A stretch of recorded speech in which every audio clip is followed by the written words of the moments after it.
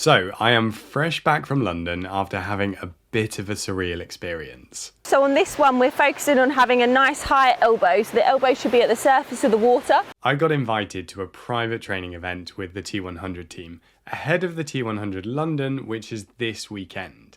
But it wasn't just any event, because our host was none other than Lucy Charles-Barclay, and she was our coach for a swim session and then a transition masterclass. And not only that, but I got to sit down with her and ask her all about her nutrition, both for the T100 and some more juicy topics. Oh, really difficult, I'm going to say. Now, I am very grateful to both the T100 team and to Lucy for inviting me and for letting me blunder through my questions. As you know, I was only a little bit nervous about interviewing one of the greatest triathletes in history. But we talked specifics about her race nutrition, what changed between her second place finishes to winning Kona in 2023, and how she manages fueling with such high training volumes. That morning started with making sure all my kit was prepared and ready for the day, as there was absolutely no way that I could afford to mess it up.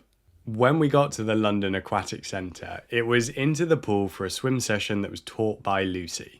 With T100 London coming up, it was focused around technique and open water skills to help us all swim as fast as her. This was super fun, and I also really enjoyed doing a drill where we used each other as a buoy and kept rotating round. Definitely going to steal that one for my tri club training. While I am a bit sad I don't seem to have suddenly started swimming as well as Lucy, this was a great session which gave me a chance for some technique practice that I know is going to help me out in London. After that, we headed over to the Velo Park for a transition masterclass with Lucy demoing exactly how to do it like a boss. I'm proud to say that my time was actually the same as Lucy's, at least if we ignore that I forgot to put my shoes in the box so I didn't have to put those on. But this was just a super fun experience. Really cool to meet other triathletes who are either racing at T100 London or who are supporting friends, family and other organisations there. And after all that, I was extremely grateful to Lucy for giving me some time to chat all things nutrition with her. And we started off with some serious topics. What's your favourite go-to snack? Oh, really difficult. I'm going to say probably like yogurt with some toppings on fruit, nuts, honey, peanut butter. Always the peanut butter? Yeah, loads of peanut butter. What's your favourite Maurten product? Oh, I mean the one I use the most in racing is probably the 160 gel. So because it was slightly bigger than the gel 100, so get more carbs in. So if you could only choose one, a gel or drink, what would it be? So gel or drink mix. I think I use the gels more because they're just easier than having to actually mix up all the drinks. So yeah, probably going with gels. Your favourite pre-T100 race breakfast? Oh, it's definitely not my favourite, but I'm normally having rice and chicken, like even in the morning, which is or eggs. Okay. Not my favourite. My favourite would be like a full English breakfast, but it's just not very good for performance. Okay, so it's your go-to breakfast. Has that changed over the years? Definitely. Like I used to have more like porridge because I would always eat that before swim training early in the morning, but I found that just like that really bland rice with chicken, maybe like boiled eggs, really just keeps my stomach calm for race days. Favourite post-race meal? Oh, it's definitely got to be a curry. That is my absolute favourite. Any particular? I'm kind of just a chicken tikka masala girl. Yeah, that is what I like. Sweet or savoury? Oh, that is really tough because I think I'm more of a sweet tooth, but after a race, definitely more savoury because you've had sugar all day. So a bit more than the carbs, and that's quite. But I did have the chance to chat more deeply with her, and one of the things that I wanted to know was whether her fueling plan differed for the T100 events compared to longer distance racing. I kind of do the same strategy for T100 all the way up to full distance. I think that we're obviously pushing the boundaries now of how many carbohydrates we take, so I'm looking at more like to the 80-90 grams of carbs, sometimes even 100 grams of carbs. I think over the T100 distance you can kind of get away with having that bit more carbohydrate with the shorter race. You kind of, you might feel a little bit sick by the end, whereas over the full distance I actually find that when I get to like that half marathon mark, that's when, if I've been just pushing that little bit too much, the carbohydrate, is when I'll start to feel a little bit sick. So obviously this racing at the T100 is a bit more intense as well, so you do require that little bit more carbohydrate. So I think I can probably push up to like 100 grams of carbs per hour in T100, whereas more of the full distance I kind of probably would more stay in that 80 grams range. Oh, interesting. So you actually go higher than the T100? Yeah. Okay. Yeah. And then is that partly, as I say, like from that gut tolerance point of view? Yeah, I feel like I'm probably also going into a full distance carb load that little bit more as well, so it just gives me that bit of leeway to maybe have slightly less throughout the race. And yeah, again, it also will depend on the climate that you're racing in as well. So sometimes, like for example, when we race in Singapore, it's that little bit more difficult to take the carbs on just from the heat, but you still need to get it on board. I think it's similar to when you race in a colder climate. It's actually more difficult sometimes to hydrate enough because you're not really feeling so hot, whereas when you're in the heat you just feel more thirsty, you want to drink. So I think it's listening to your body in those environments and just making sure you're getting enough on board and to the climate that you race in as well. Have you found your strategy has changed over the years, like gels versus drink mixes? Like, what do you opt for more? Yeah, I think over the years it's really changed quite a lot. Like when I did my first ever triathlons, I was eating Snickers bars. Now I'm definitely strict to like Maurten in racing. I did used to use more of the drink mix. Now I've swapped more to using the gels. I just find it easier to kind of break down how many carbs I'm getting, or it's like, okay, I need to have a gel every 20 minutes rather than like how much drink have I actually drunk within that hour. And I know I need to finish the bottle in the hour, but I find it a little bit more difficult, and I like to kind of break up where I'm getting my electrolytes from, where I'm getting my carbohydrates from, where I'm getting caffeine from, just making sure that it's kind of all separate so I can really mentally know what I'm doing and be more precise. Yeah. And with your gels, do you open one at a time and like as you go, do you put them into a bottle that you can get out? At the moment I open them one at a time, but that can be a little bit flappy. I feel like actually if you can put it all in a bottle it could be easier, but then again you don't actually know how much you're taking on board at a time, so it can be a little bit annoying to open them one at a time, but then I'm like, okay, I know that was X amount of carbs, I got it in. And yeah, it's quite good at the moment as well because obviously T100 have partnered with Maurten, so if I drop a gel, I know I can then get one on the clock, so that's obviously super handy. And I guess it's good with the Maurten 160s, and if you're going for like 80 grams now, you know 2 an hour, and you're yeah, much easier that way than obviously with the 100s. It was like every 20 minutes trying to get a gel in, it's quite annoying, so just having that extra 10 minutes with a gel was really good. And I was also keen to know whether her pre-race strategy changed for the T100 events. Yeah, I think leading into a T100, I kind of start to adapt what I'm eating 2 days before, so go more bland, obviously really high carb with rice, chicken, eggs. I try and eat rice like constantly throughout the day, little and often, whereas I think over the full distance I'll start to make that change maybe like 3 or 4 days before, so it's just that extra day or two of carb loading to again settle the stomach, but just make sure you're really getting that full capacity of glycogen in your muscles. Yeah. Because I guess you've got that little bit more leeway with the T100 because it's shorter versus the long distance where kind of errors have that much more of an impact. Yeah, for sure. It really starts to unravel if you've not fueled enough over the full distance, whereas I think on the T100, like you said, you can just start to get away with it. I mean, it will definitely bite towards the end of that run, but yeah, it's not quite like running a marathon.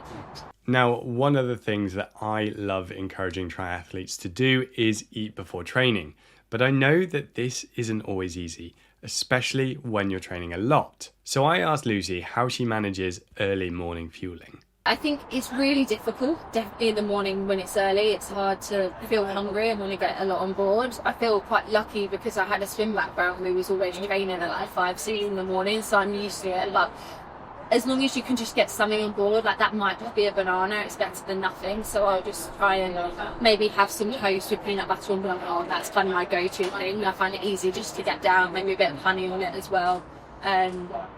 But yeah, it's not always easy. You've got to find something that works for you. Like some people like porridge because it just goes down easy, but some people don't really that in the morning as well. But yeah, when you're training early, I don't recommend training fasted. I think particularly for women, you don't want to train fasted really ever. I think it's really important to be fueled. So Yeah, mine's meant to work for you. Definitely get it on board. Try and get it in. If you're swimming, you ideally want to get it in an hour before, but that might mean getting up really early. So, yeah, maybe something a little bit lighter, using it 30 minutes before. But again, you have to kind of trial with it, because sometimes you will feel sick whilst you're training, especially if you're training really hard. So a bit of trial and error on that, and it's good to practice it in training, because most triathlons start early in the morning as well. So you want to be used to it, know what works for you, and go into that race confident. I was so pleased, although not surprised given who she is, to hear that Lucy has such a good approach to fueling in the morning, because it can be so tricky, but it does make a big difference in terms of staying healthy and keeping up with consistent training. And if you follow Lucy, you'll know she had a couple of second place finishes at the World Championships and then won Kona in 2023. I wanted to know what changed, whether that was nutrition, training, or anything else. And Lucy's answer was a really important one. I would say not massively over that time. Like, I obviously still have a really healthy, balanced diet, always fuel a lot. I think the biggest change that's happened since winning the Ironman World Championships was finding out I was celiac last year. So for me, that's been a huge change, because I would go into races carb loaded on like pasta and pizza, which I can't even eat now. So that's where I've kind of really adapted it to more eating rice, maybe potatoes. Obviously chicken and eggs is absolutely fine, there's no gluten in that. But it really blows my mind that I would go into these races literally poisoning myself, not knowing, and then even post-race I would eat pizza because it's the thing you crave the most, and then my body just wasn't recovering from the effort I was putting in. So that's probably been the biggest thing that I've changed. I think it's been the biggest thing I've noticed this year, is just how much better my recovery's been. Obviously always was fueling a lot, but I wasn't absorbing that nutrition just from being celiac. So yeah, for me that's something that excites me going into this later half of this year, where I've had a really healthy first half of the year. I've been consistently building with my training, so yeah, hopeful that will lead to really good things. You never know in triathlon, anything can happen, but yeah, I feel in a really good place. With the celiac diagnosis as well, how did that come about? Was that because you were struggling with recovery, with performance? What was the...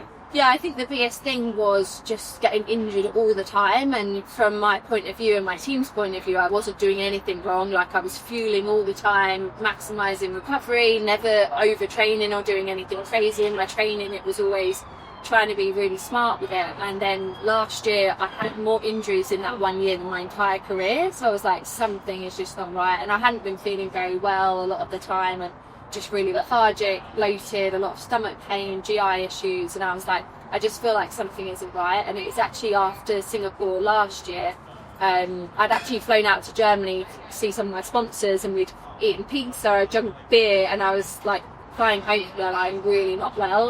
So I went to the doctor and had a blood test and some other testing done, and they were like, you do know you've got celiac disease. And I was like, no, I've literally got to 30 years old and did not know I had this. So yeah, it would explain why I was getting injured all the time, because literally that you can eat the smallest amount of gluten.